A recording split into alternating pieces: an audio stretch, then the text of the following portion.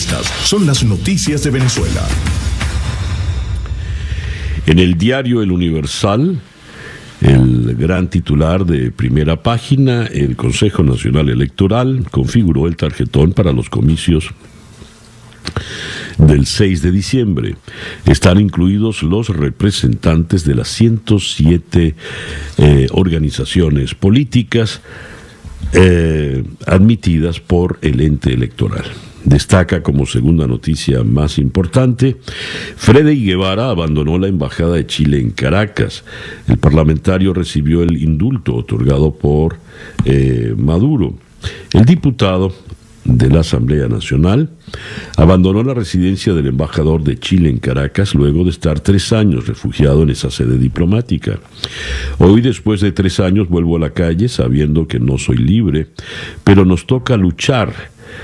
Cada quien desde sus espacios, cada quien hasta donde pueda, al máximo que pueda, escribió en la cuenta de Twitter. Guevara recibió la medida de gracia otorgada por Maduro. Estaba refugiado en la embajada desde el 4 de noviembre del 2017, tras ser acusado de instigar a las protestas antigubernamentales que se registraron ese año. Y destaca Delcy Rodríguez, es la encargada de Economía y Finanzas. Maduro definitivamente no tiene gente, ¿no? Lo que hace es poner uno aquí y allá, y son siempre un puñadito. A través de la publicación en la Gaceta Oficial, publicada ayer, se conoció la designación de Delcy Rodríguez como nueva ministra del Poder Popular de Economía y Finanzas en condición de encargada, con las competencias inherentes al referido cargo de conformidad con el ordenamiento jurídico vigente. Venía ejerciendo como vicepresidenta ejecutiva de la Nación desde 2018 y acompañó a la Comisión Presidencial para la Prevención del COVID desde marzo. Según esto, ya no es vicepresidente, según cómo está redactada la nota. ¿Y quién es el vicepresidente entonces? Arriaza denuncia torturas y malos tratos a Saab en Cabo Verde. La Cancillería exige que se permita la visita inmediata de un médico forense, así como de un procurador del Ministerio Público y del embajador venezolano en la nación africana. Y aquí está una fotografía que nos muestra una calle en Aragua, completamente convertida en un río por la crecida del río El Limón. A 33 años de la tragedia que dejó 100 muertos. ¿Recuerdan cuando se desbordó el río Limón? 100 muertos dejó, y la señora Blanca Ibáñez, que era la secretaria del entonces presidente Jaime Lucinchi, se vistió de militar. Y todavía ese pequeño error lo estamos pagando. Les decía, a 33 años de la tragedia que dejó 100 muertos, más de 100 desaparecidos, 300 heridos y miles de damnificados, la crecida del río El Limón vuelve a golpear a Maracay. Las torrenciales lluvias registradas los últimos días también provocaron el desbordamiento del río Los Capuchinos y de la quebrada Caja de Agua. Maduro ordenó el despliegue de la Fuerza Armada y Defensa Civil. Unas 100 viviendas han sido afectadas. Esto en la primera página del diario El Universal. En la primera del Nacional hay otra foto que nos muestra el desastre. El río El Limón se salió de su cauce. Comunidades de los municipios Girardot y Mario Briceño y Lagorri en el estado de Aragua resultaron afectadas. Ahora bien, el gran titular en la primera del Nacional: colas, detenciones y protestas por gasolina en gran parte del país. La producción sigue sin estabilizarse, dice el antetítulo. Mientras el régimen impulsa su campaña para las elecciones parlamentarias y la oposición se divide entre los que participarán y los que no, la desesperación de los ciudadanos por abastecerse de combustible se sigue multiplicando. Ayer miércoles continuaron las fallas en el suministro en varios estados. En el caso de Caracas, se reportaron interminables filas en todos los municipios, mientras en Puerto Ordaz, en el estado Bolívar, no solo se registraron manifestaciones, sino que un médico cirujano identificado como William Arrieta fue brutalmente golpeado y detenido por reclamar abusos e irregularidades en el servicio. El contrabando desde Colombia salva a los zulianos. El país vecino se alimentó durante años de gasolina traficada desde Venezuela, pero las cosas cambiaron y la venta ilegal se ha invertido debido a la dramática escasez de combustible. De no ser por eso, nadie en el Zulia rodaría. Esta es una muestra elocuente de la destrucción que ha llevado adelante el chavismo y el madurismo. Éramos el país con la gasolina más barata, se contrabandeaba a Colombia y eso producía una inmensa cantidad de dinero sucio. No, ahora la gasolina viene de allá para acá. Aquí también se ocupan de Alex Saab. Cabo Verde sugiere que Alex Saab se automutila. La Procuraduría General del país africano hizo una visita sorpresa a la cárcel donde se encuentra el empresario y testaferro. No encontró pruebas de sus denuncias de tortura, sin embargo, le decomisaron un objeto que supuestamente usó para hacerse daño. Una buena noticia, magnífica. Rubén Limardo fue exaltado al Salón de la Fama de la Esgrima Mundial, bien por el campeón olímpico.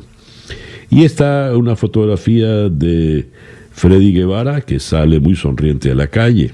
En la calle 3 años después, pero tardó mucho en salir a la calle. En cambio, los que estaban en la cárcel, tan pronto pudieron, salieron. Ya hablaremos de eso. Dice Freddy Guevara: hoy, después de 3 años, vuelvo a la calle sabiendo que no soy libre, pero nos toca luchar. Aquí hay algo contradictorio. ¿Por qué tardó tanto en salir a la calle? Porque teme estar en la calle. Y los que estaban en la cárcel, porque sí salieron inmediatamente. Pero me toca luchar. Es decir, cuando estaba allá adentro no luchaba. Así como decidieron meterme en esa lista, que hoy me permite salir a la calle, el día de mañana puede cambiar por cualquier razón, porque en Venezuela no hay Estado de Derecho. Me da mucho más miedo que Venezuela se quede condenada a esto. Por eso salió a pesar de que tiene miedo. En fin. No le dio ni una palabra de gratitud a Capriles, que por lo visto fue el que logró salir.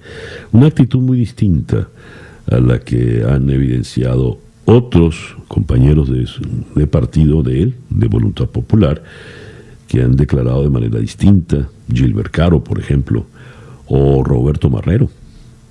En fin.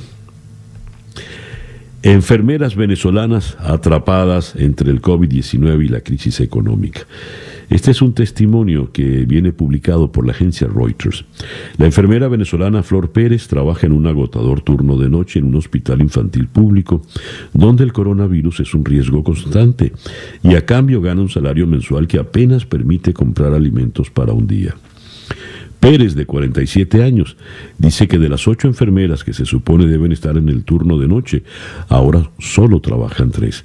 El resto se ha ido del país o ha aceptado otros trabajos para ganar más dinero.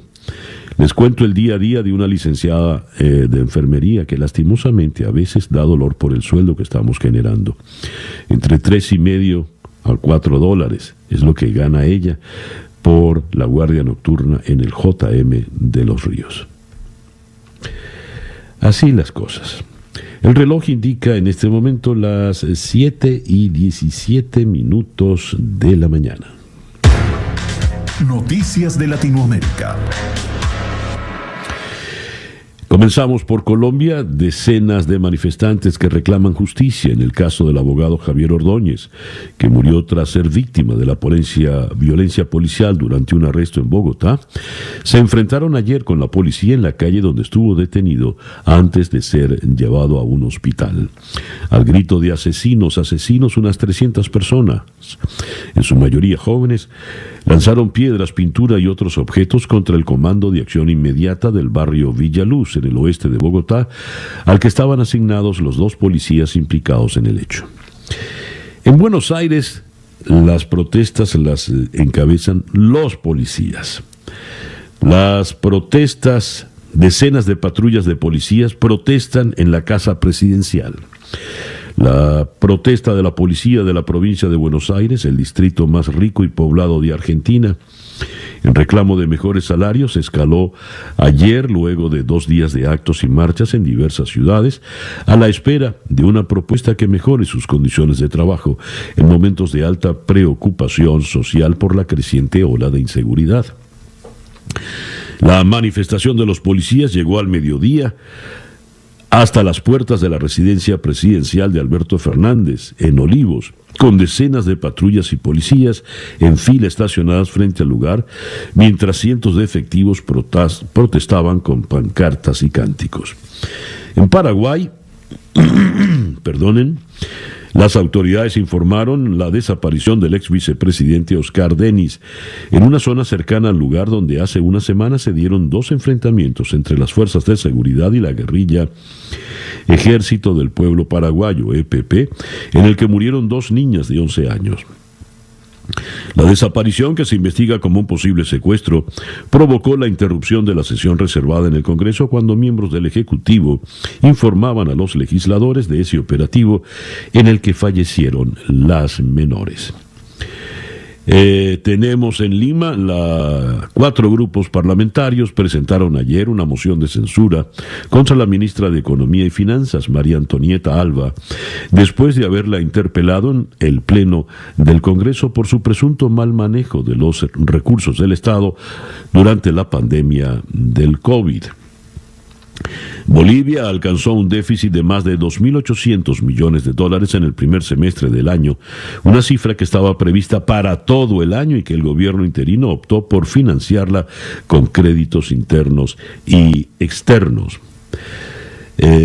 También tenemos acá, México notifica 647.507 contagios y 69.095 decesos por COVID-19.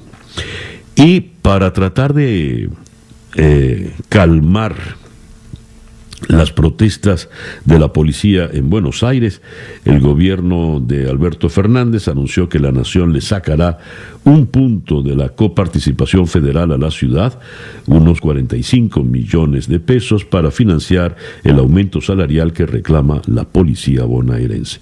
Eso está en la primera página del Clarín y también la primera página de La Nación. Aquí el titular dice: Fernández le quita fondos a la capital para apaciguar a la policía bonaerense. El reloj indica en este momento las 7:21 de la mañana. Escuchas Día a Día con César Miguel Rondón. La agenda para el día de hoy, jueves 10 de septiembre. Vamos a comenzar en la ciudad de Miami, conversando con Fernand Amandi, presidente de la firma consultora Bendixen y Amandi. ¿Qué dicen los números de la contienda electoral en Estados Unidos? Biden sigue creciendo en Miami-Dade con 17 puntos de ventaja sobre Donald Trump, quien, por cierto, vuelve a ser noticia. ¿Y de qué manera? Porque Bob Woodward, el mismo que famoso por el caso de Watergate junto a Carl Bernstein, los que terminaron llevando a Richard Nixon a salir de la presidencia, Woodward ya había publicado un libro sobre Trump, Fear, Miedo. Ahora publica un libro sobre Trump titulado Rage, Rabia. Este libro está conformado con entrevistas que hizo Woodward a lo largo del año, varias entrevistas que tuvo con Trump. Y lo grave es que Trump reconoció en enero que la pandemia era gravísima y que era peligrosa, pero decidió no decirlo. Ya Joe Biden lo ha acusado de mentiroso, poniendo en riesgo a la nación. Luego vamos a ir a Caracas para conversar con Freddy Guevara, así que nos va a atender. Vuelvo a la calle sabiendo que no soy libre, sabiendo que soy un rehén, porque estoy convencido que así como decidieron meterme en esa lista que hoy me permite salir a la calle, a la calle, el día de mañana puede cambiar por cualquier razón, porque en Venezuela no hay Estado de Derecho. Soy un rehén, pero la verdad es que ¿quién no es un rehén en Venezuela? Hablaremos, pues, de sus planes ahora que está, entre comillas, en libertad. De allí vamos, de Caracas, vamos a bajar en la geografía. Perdón, es que algo me ocurre.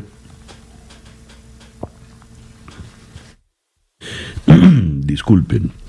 De la ciudad de Caracas vamos a bajar en la geografía hasta la ciudad de Buenos Aires para conversar con Luis Tonil, presidente de la Defensoría Policial de Buenos Aires, para ocuparnos de la huelga, las protestas de los policías en un momento donde la inseguridad está creciendo dramáticamente en la capital argentina. De Buenos Aires vamos a ir a Cali para conversar con Diego Arias, quien es analista político y experto en temas. Al menos 11 muertos en 3 nuevas masacres en Colombia. Colombia está padeciendo una pandemia llamada masacre. De allí vamos a ir a Caracas para conversar con César Batis, el director del Pitazo. Con él, ellos tienen nuevos planes en el Pitazo, ya los conoceremos, y Batis es un periodista de investigación que suele estar muy informado. Con él tocaremos también estas denuncias de la supuesta automutilación de Alex Saab. Luego de Caracas vamos a ir a Maryland, en Estados Unidos, a Baltimore, donde está Luis Miguel Venz, el director asociado de la compañía farmacéutica AstraZeneca, PhD en inmunología. Pues AstraZeneca, la vacuna que adelantaba con la Universidad de Oxford, han decidido interrumpir las pruebas. ¿Por qué? Porque a uno de los voluntarios le sobrevino